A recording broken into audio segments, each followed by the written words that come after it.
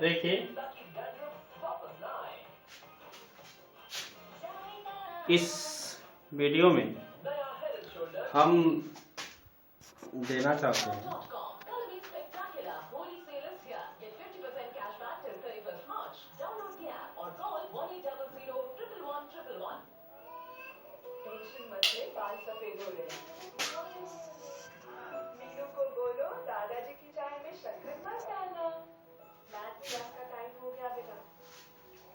देखें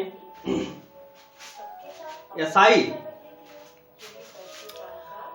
आवर्त ग्रुप 14 में आपका carbon, SI, GE, SN, PB आदि तत्व आते हैं। इन तत्वों में मुख्यतः आपका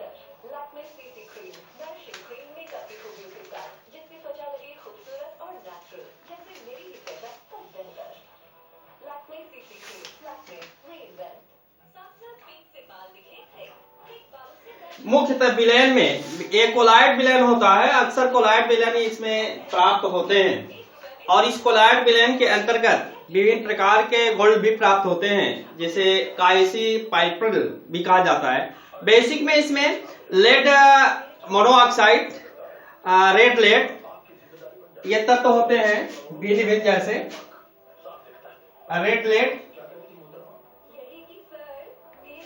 रेड लेड का सूत्र होता है PB3O4 रेड लेड का है। इसी के साथ लेड कार्बोनेट होता है जिसे हम सफेदा कहते हैं। सफेदा का सूत्र होता है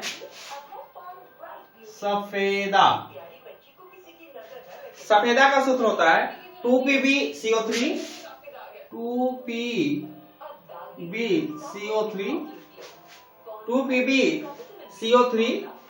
into PbOH into PB first में OH,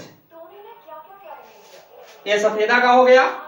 इसी के साथ साथ लिथार्थ का होता है PbO, लेड एसीटेट का होता है, बेसिक लेड एसीटेट का होता है आदि तत्व इसमें जो है होते हैं। इसी के साथ साथ इन तत्वों में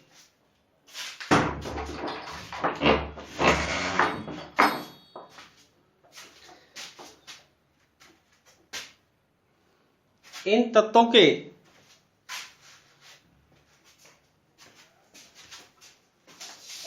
अन्य पदार्थ जैसे आपके आते हैं कैल्शियम टिन के SNO2 टिन के सूत्र है। इसी के साथ आपके CO कार्बन एक विषैला नीली गैस है जो जलने पर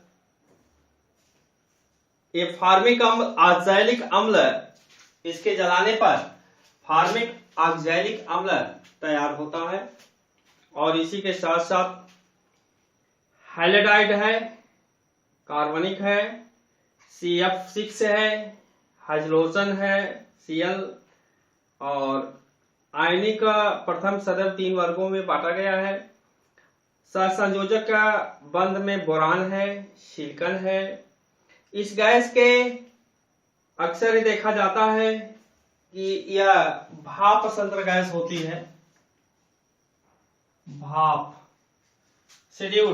पोटेशियूर भाप में आपका अंगार गैस होता है जिसमें CO प्लस H2 होता है। COH2 प्लस H2 होता है। इसी के साथ प्रोड्यूसर गैस में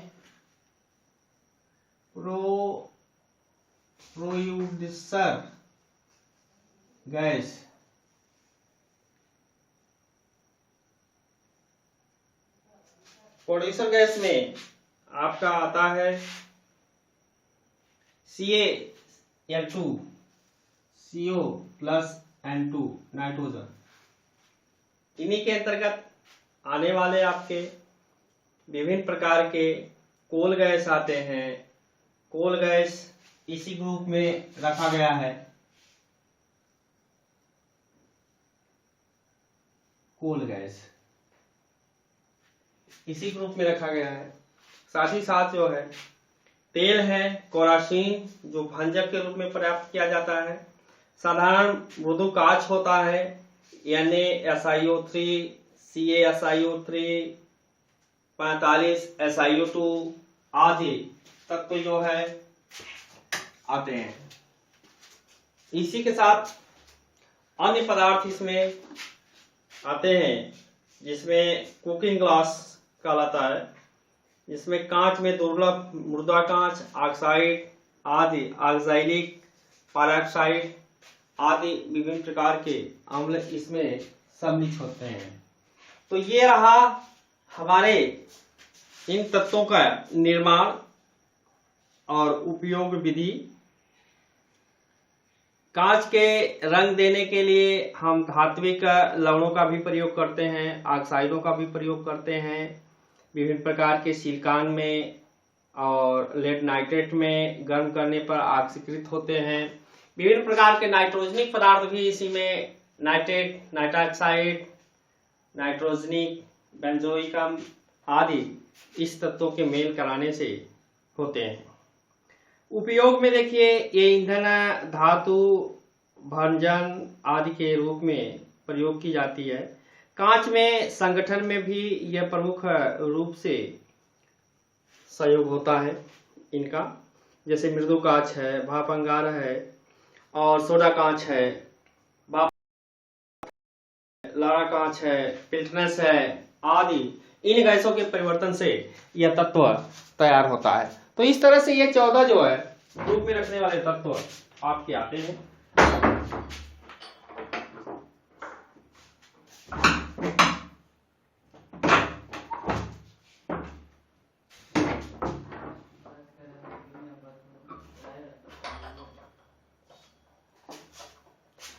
तो 14 ग्रुप में आने वाले ये तत्व भिन्न भिन्न आपके होते हैं। इसी गैस के अंतर्गत आने वाले आपके इत्यादि परिवर्तन भी होते हैं। जैसे हम आपको निर्माण में देते हैं, निर्माण विभिन्न प्रकार के छोटे उद्योगों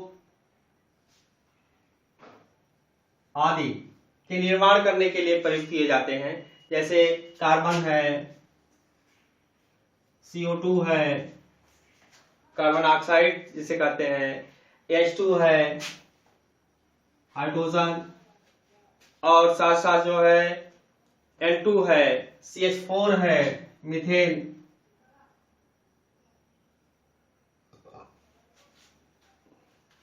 N2 है आदि तत्व इसमें आते हैं। कांच के संगठन में भी देखा गया इसी तरह से संयोजी धातुएं, NO आदि, और द्विसंयोजक में CaPb तत्व आते हैं। मृदु कांच के अंतर्गत सोडा कांच है, पाप अंगार, थाइसो का कांच है, पिटलेस है आदि इत्यादि इसमें परिवर्तन किया जाता है।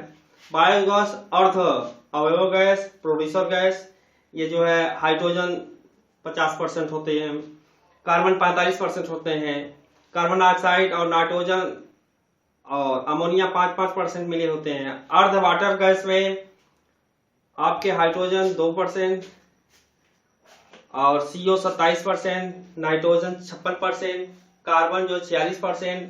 प्रोड्यूसर गैस के अंतर्गत आने वाले N2 में 60%, कार्बन 30% और अमोनिया जो है 10%। इस तरह से इन गैसों का प्रयोग जो है इन तत्वों के अवयव में किया जाता है।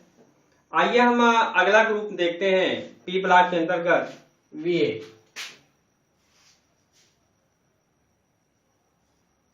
इस ग्रुप में आने वाला तत्व आपका 15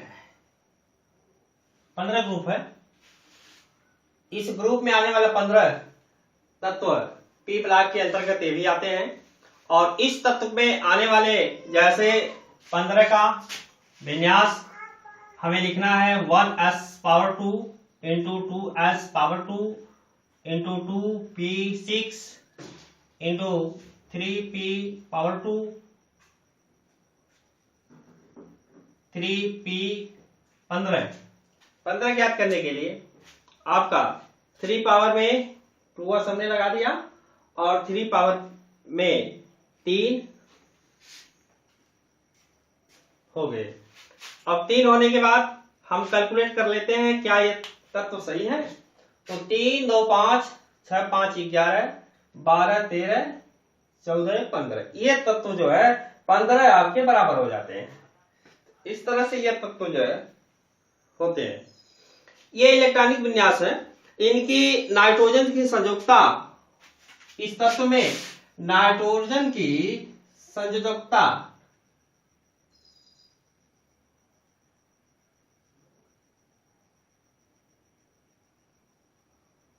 नाइट्रोजन की संयोजकता 3 होती है।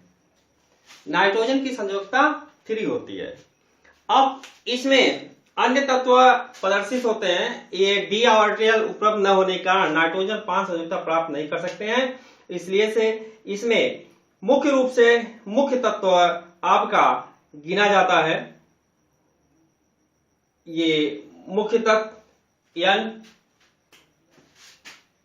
तत्व मुख्य तत्वों में आते हैं नाइट्रोजन, फास्फोरस, आर्सेनिया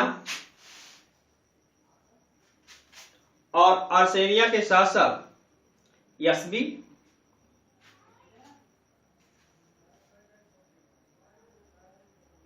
Sb के साथ आने वाला तत्व अगला होता है Bi। ये तत्व जो है इसमें प्रमुख है। इस ग्रुप में रहने वाले तत्व आपके nitrogen, phosphorus, Arsenia, Sb, barium ये तत्व होते हैं इस ग्रुप में रहने वाले, जिसमें हम जैसे कहा जाता है फास्फोरस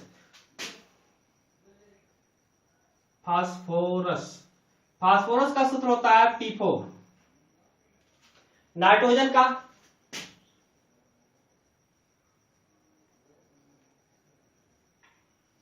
N2।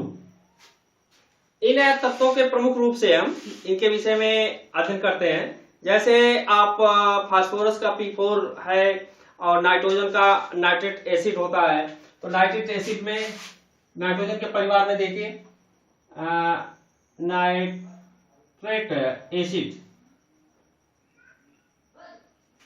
नाइट्रेट एसिड का सूत्र होता है N2O3।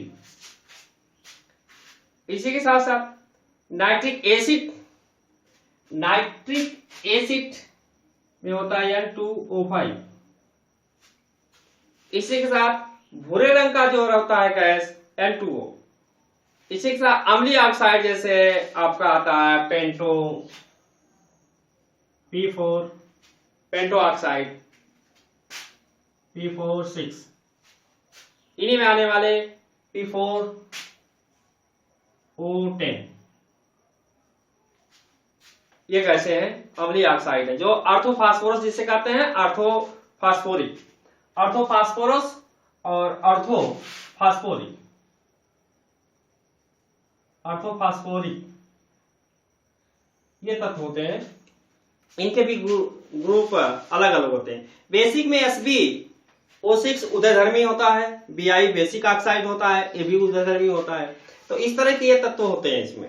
इसी के साथ साथ फोर्टिस HNO3 और nitric acid HNO3 plus NO2 phosphorus CaPO4 phosphorus का प्रमुख अयस्क है। इस तरह से आपका फास्फोरस के 5 और रूपक होते हैं, जैसे सफेद, पीला, लाल सिंदूर, बैगनी, काला इत्यादि ये तत्व इसमें होते हैं। तो इस तरह से ये तत्व जो है हाइपोअम्ल, उनका नामकरण भी किया जाता है। एक क्षारी पदार्थ, द्विक्षारी पदार्थ, चतुर्क्षारी, तृतीय क्षारी, चतुर्थ क्षारी, एक क्षारी। इनके नाम होते हैं अलग अलग, हाइपोफास्फोरस, आर्थोफास्फोरस, हाइपोफास्फोरिक अम्ल, आर्थोफास्फोरिक अम्ल, पायरोफास्फोरिक, मेटाफास्फोरिक, ये नाम से जाने जाते हैं। इन अम्लों में प्रमुख विशेषताएं क्या होती हैं? इस अम्लों की हम विशेषताएं जानते हैं।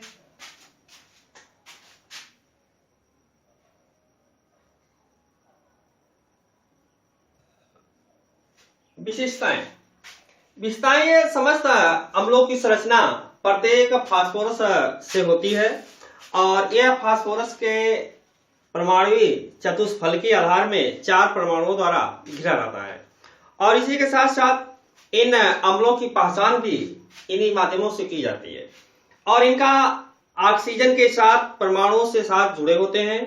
वे हाइड्रोजन परमाणु अम्लीय नहीं होते हैं जो सीधे फास्फोरस परमाणुओं के साथ जुड़े हुए हों। यदि फास्फोरस परमाणु के साथ हाइड्रोजन परमाणु मिला होता है तो इसमें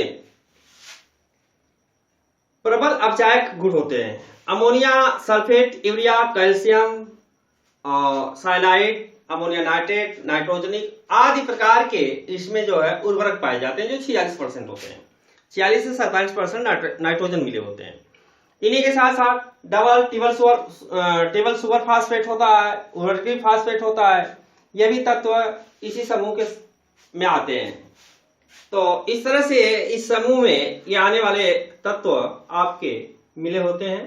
अब अगला तत्व देखते हैं 16 के अगली वीडियो में। तब तक हमारे चैनल को सब्सक्राइब कीजिए और बेल आइकन को दबाइए। हम केमिस्ट्री से प्रत्येक प्रश्न एग्जाम्स एनसीईआरटी बुक के अनुसार मोस्ट इंपॉर्टेंट एग्जाम के क्वेश्चन देते रहेंगे। Thank you.